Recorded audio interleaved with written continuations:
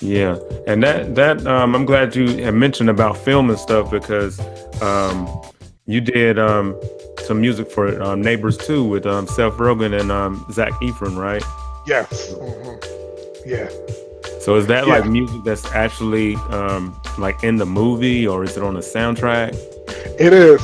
It's the soundtrack has on my block on it. The song Neighbors 2 TOO is Uh-huh. actually in the movie. So it's part of the actual score of the movie. And Okay. I have yet to see the movie and see, yeah, it was just something like they wanted something. So it was I something think I that they, seen the first one. I can't remember whether I seen the second one or not, but I know I had watched. I think it was the the first first one. one. Yeah. Yeah, the first one. I don't even know if I think I may have seen it, but people like it, like one of those kind of wild comedy movies. People like it. Yeah. So, and then Seth Rogen, people, funny dude. So people liked Yeah. it. But yeah, so that was something that came about because of the licensing of On My Block. They already wanted that song and did license the song, and then said, we love this so much. What else do you have? That Hmm. they think we're looking for stuff. So sent a couple things, and that was one that was chosen for the film. That's awesome. Hmm. And you've also done music for other films like My Baby Daddy and Honey, as well as like TV commercials and video games. Um, like, as far as TV and film placements, is that more lucrative than beat placements, or is it kind of about the same? See, licensing your music is really the lucrative. This is why it's important to own your publishing, because you don't know the life that your music can have beyond. If it's a song for somebody, or beat or whatever, instrumental, if it catches the ear of people working in film, commercials, they will Mhm. license that material for a length of time. And you can set what you want based on how much they want it. And you can Yeah. even set your price. There have been times, just to give you an example, we always get licensing deals or requests for on my block. A lot of them we turn down simply Uh-huh. because the money isn't what we want. And I've gotten, you know, there's been a lot more money made from licensing material than from beat placements. Beat placements is cool. You get your front end, you get your back Yeah. end, Yeah. you get your publishing, get your royalties off of it. But the licensing puts you in a whole nother place. Now, that's of course if people want to license their music. Not everything gets licensed that you work on. It has to Right. be Right. something people want to actually use for something. But yeah, absolutely, I would say that having a song that captures the essence and soul of what people want for their commercial or movie, and then it gets put out there in a whole different format for a lot of times a wider audience, and it's for a Hmm. limited time. A license could be 6 months, it could be 6 months with a renewal, a year, it could be for a one-off. I mean, I literally sold one track to Nike for a commercial that they were using for an event that they had. They had an in-house event, Wow. and they bought something just for an event, so it was a one-off And that's the deal, only time that they used it, just in that event. just for the one-off event. Yeah. So Wow. so then I'm free then to go and still go back and sell that track if I if I wanted to. Yeah. You know. And yeah, video game, yeah, all of that is really TV commercials.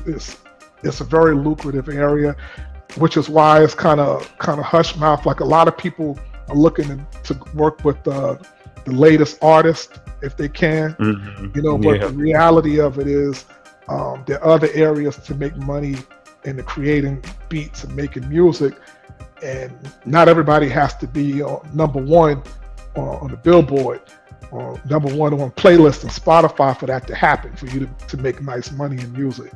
Yeah.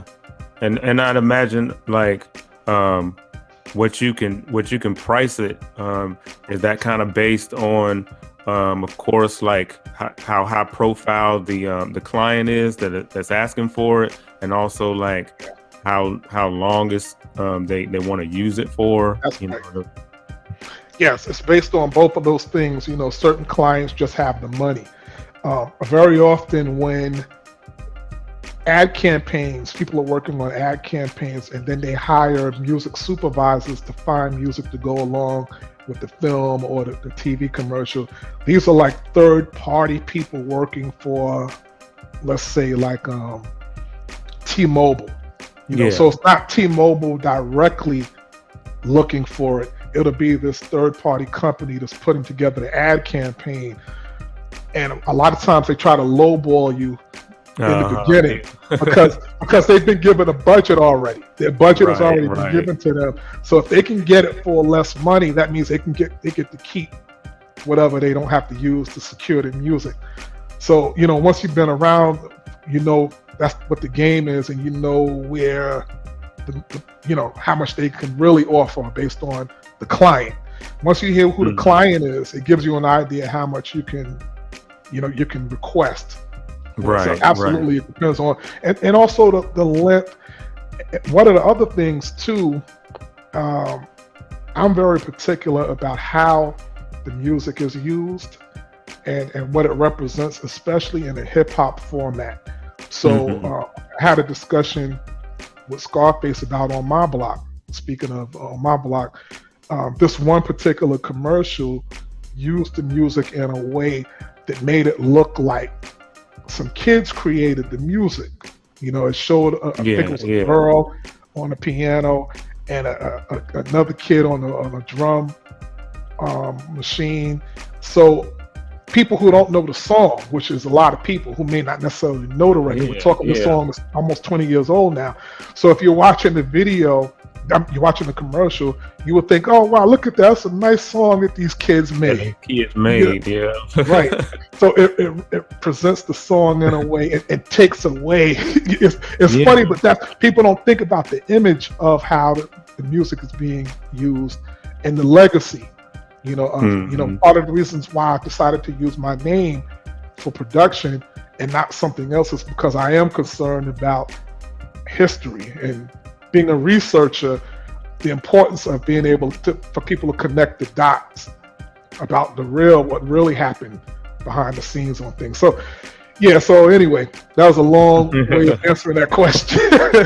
I appreciate it. Yeah, you dropped a lot of gems, Well, thank you. with that, most definitely.